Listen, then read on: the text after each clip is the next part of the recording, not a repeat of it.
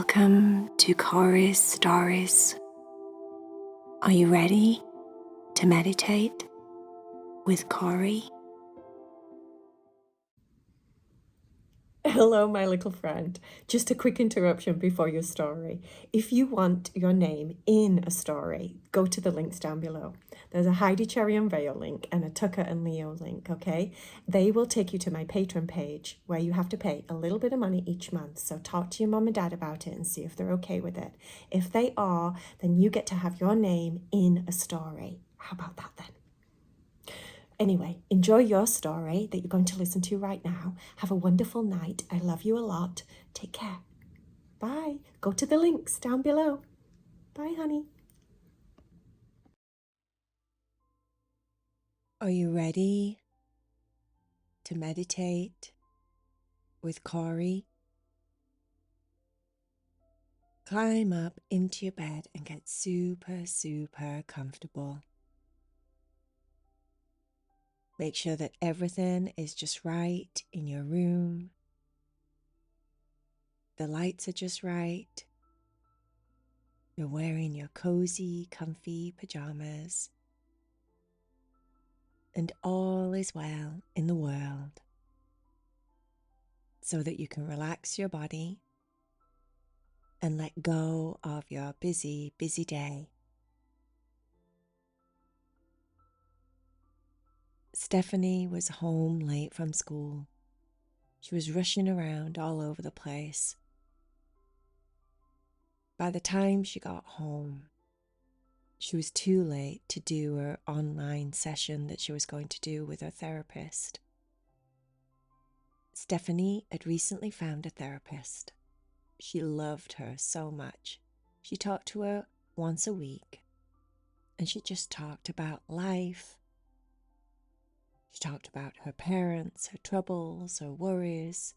She talked about anything that she needed to talk about that made her feel stronger and happier and more confident within herself. Stephany had come to the conclusion that there wasn't anything wrong with therapists, and you didn't have to be in a really bad place to have a therapist. It was actually just really helpful to talk to somebody. But unfortunately, she was late and she had to cancel her session. She decided to go upstairs and get ready to go visit Moonbow Forest. She walked into her bedroom, kicked off her socks and her shoes. She put on her comfiest sweats and a sweatshirt, sat down at her dressing table, and opened her jewelry box. She rummaged around in there until she found her golden magical earrings. She put the left one on first and felt a very strong tingle down her back. Something was very powerful today. She could feel it. Then she put the right earring on and her whole body started to tingle. She had these yummy, nice, pleasurable sensations up and down her spine, and then her nose started to itch and twitch. And before she knew it, she automatically closed her eyes, and in her mind's eye she could see the veil there in front of her face. The curtain that separated her from this world and the world of Moonbow Forest. The curtain twinkled. She could see through it barely. She saw shapes and shadows on the other side of the veil. Took a big deep breath and decided it was time to go through. With her right hand, she reached up and moved the curtain over to one side and stepped inside of Moonbow Forest, the other world that had come to be just like another home for her.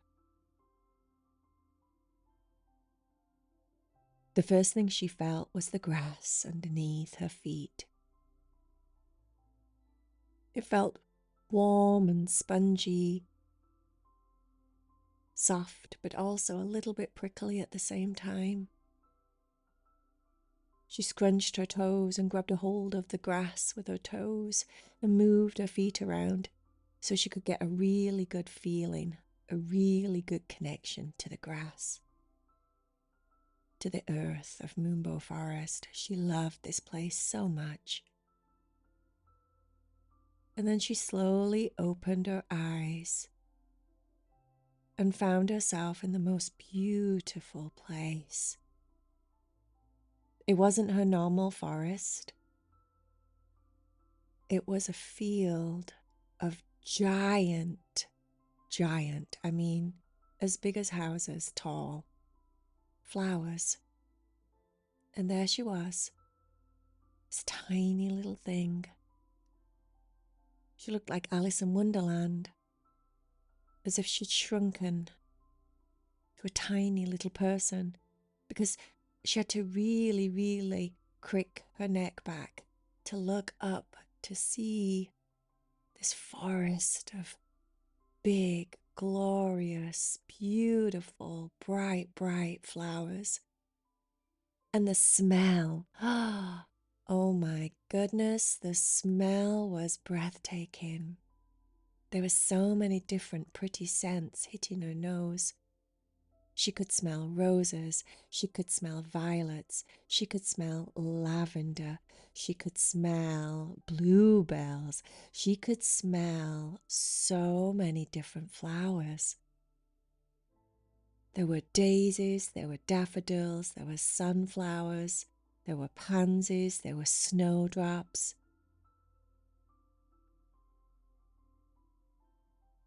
It was the most beautiful scene because all the different flowers were different colours, and it was like she was standing under a flower of rainbows. But why was she here? And she felt so small. Had she shrunk? Was this a normal field of flowers and she just had shrunk? She looked around on the ground. The grass looked normal. She wasn't standing on some crazy giant blade of grass or anything. The grass was appropriately sized to the size of her feet, as if she was normal if she looked at the grass. She looked around and there wasn't anything else. There wasn't any landmarks, no buildings. There wasn't any insects, anything that she could judge her size off.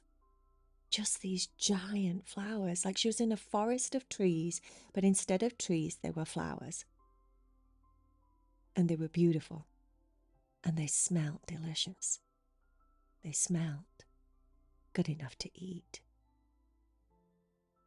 At that point, she wondered if she could eat them. I wonder what a rose tastes like. I wonder what a bluebell tastes like.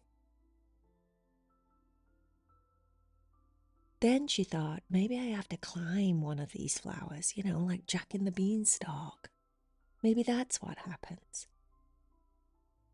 But then, something over on the right caught her eye.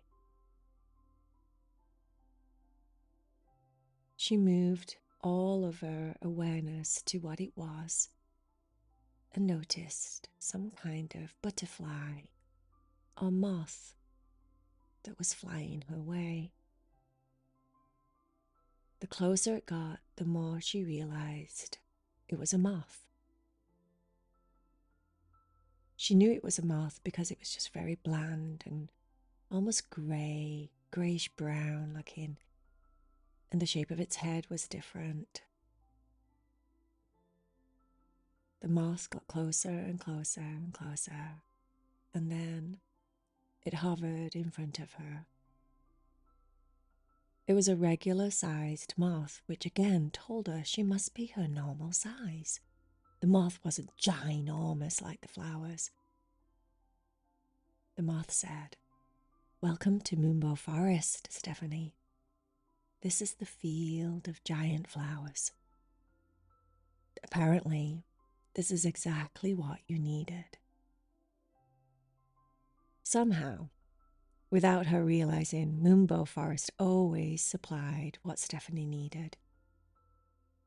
But today, Stephany had no clue what she needed. She didn't even know what kind of mood she was in. All she knew was that she'd been rushing about all over the place. She was a little bit stressed, and she'd missed her therapy. So what did Moonbow Forest know that she didn't know?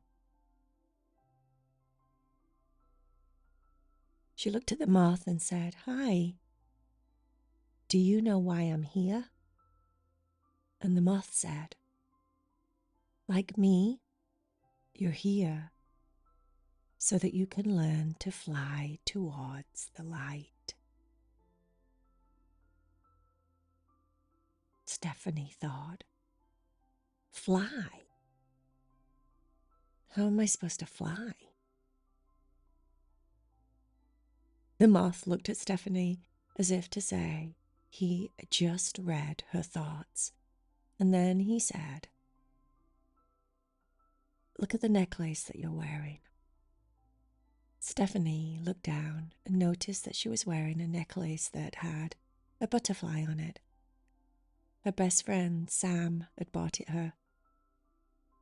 It was pink and purple, and it had really pretty wings.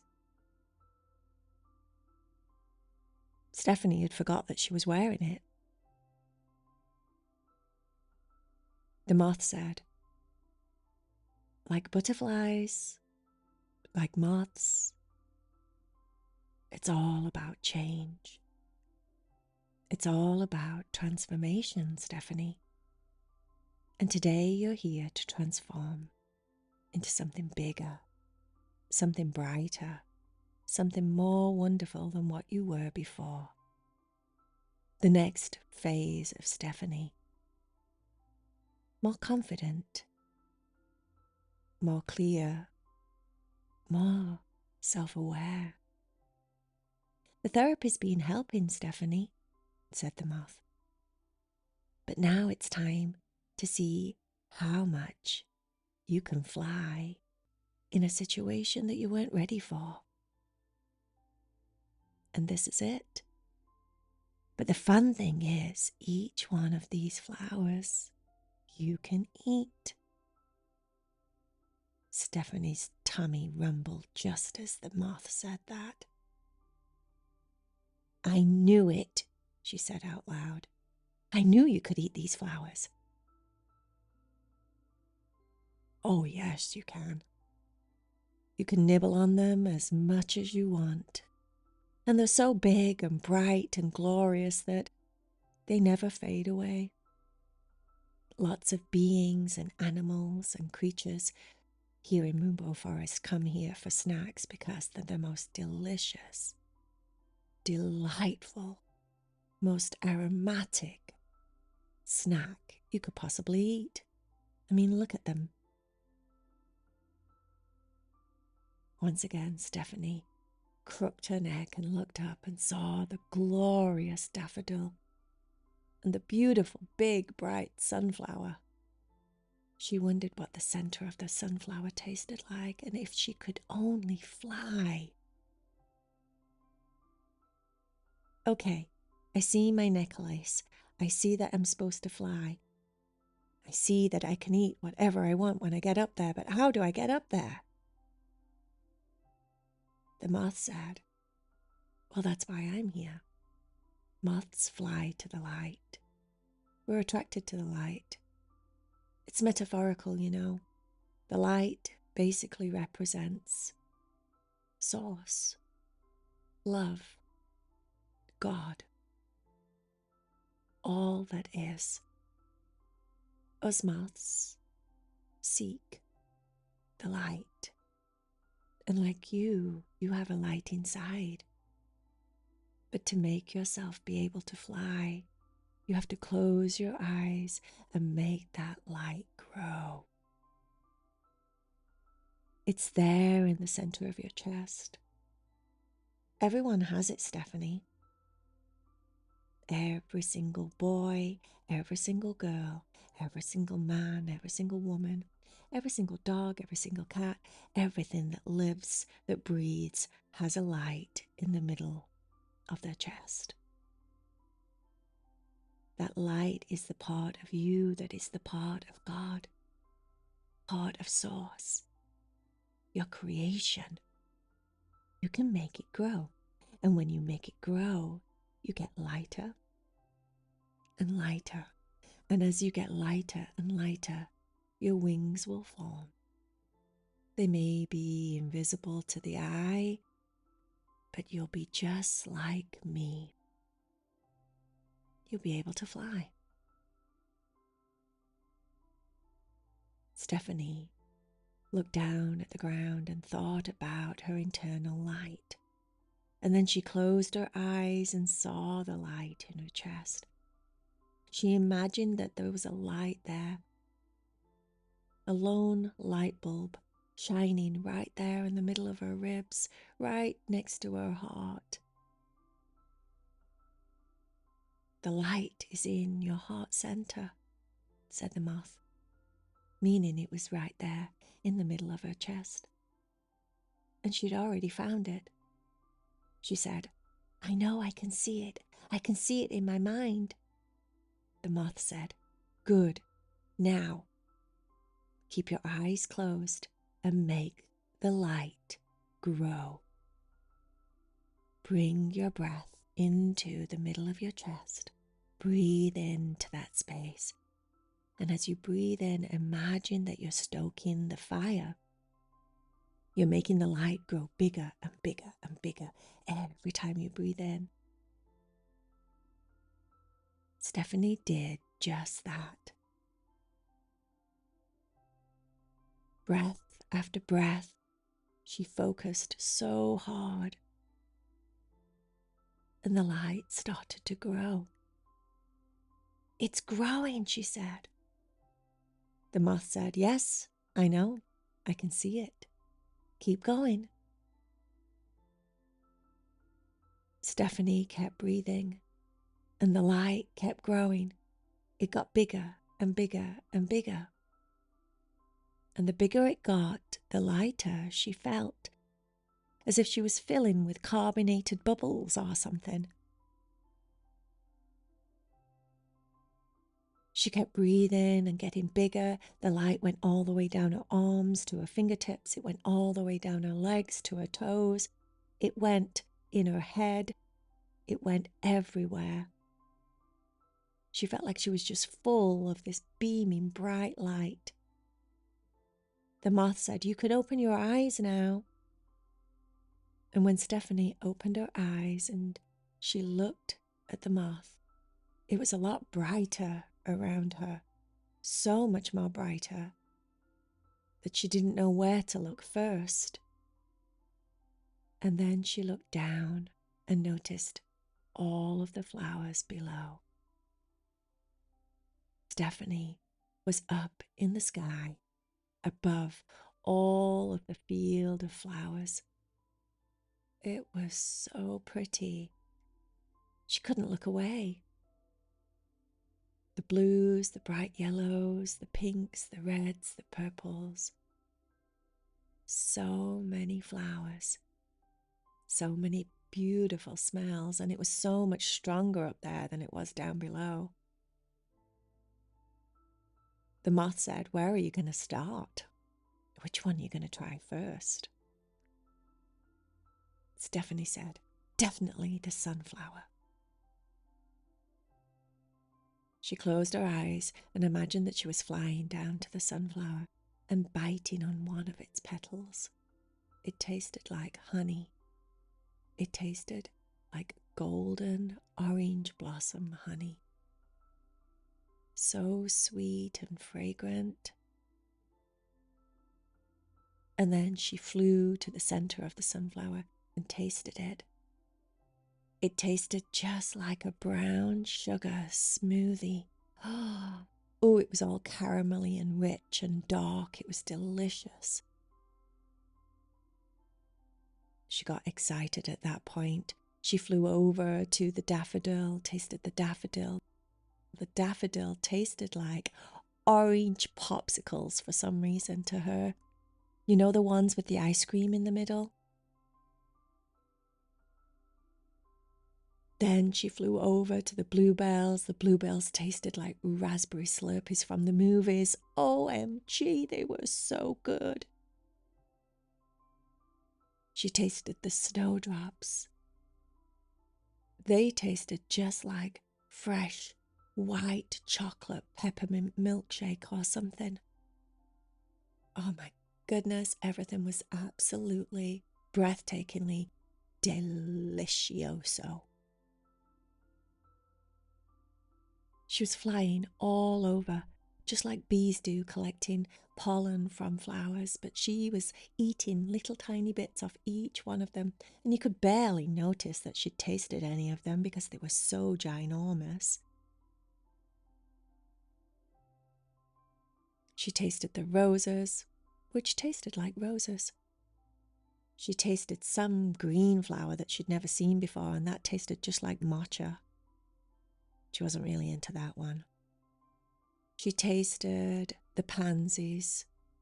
They actually tasted just like, you know, those square sugar cubes that you can get that taste just like sugar? The pansies tasted just like sugar. And also, they made her giggle at the same time. The pansies had such happy faces. They were like sweet, giggly flavour, whatever that is like.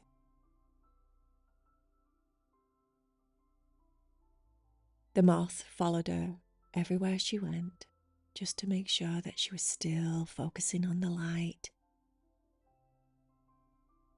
And then he told her to see in her mind that she was falling very slowly and gently down back to the ground. Stephany did just that.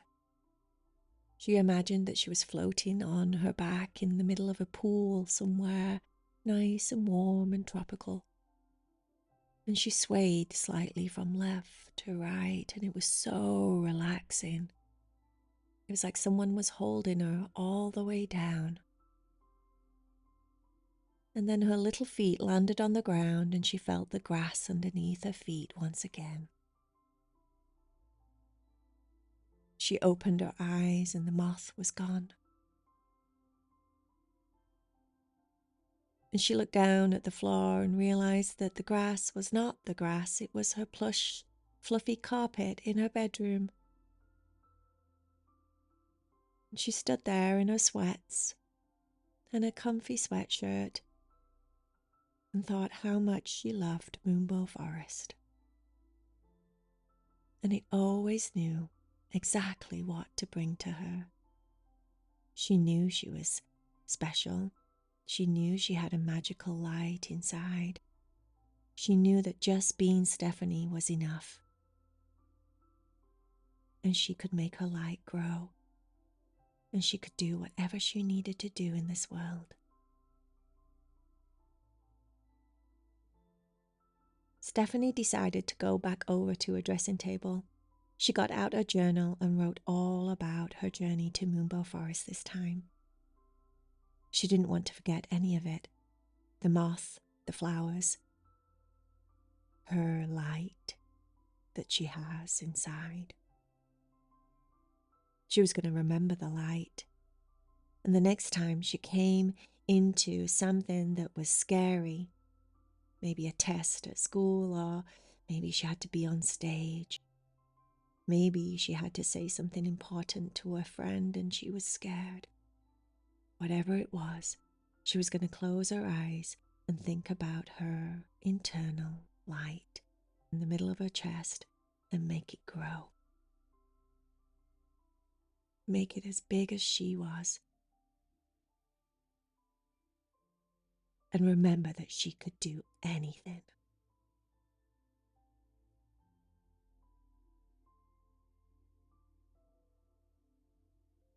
The end.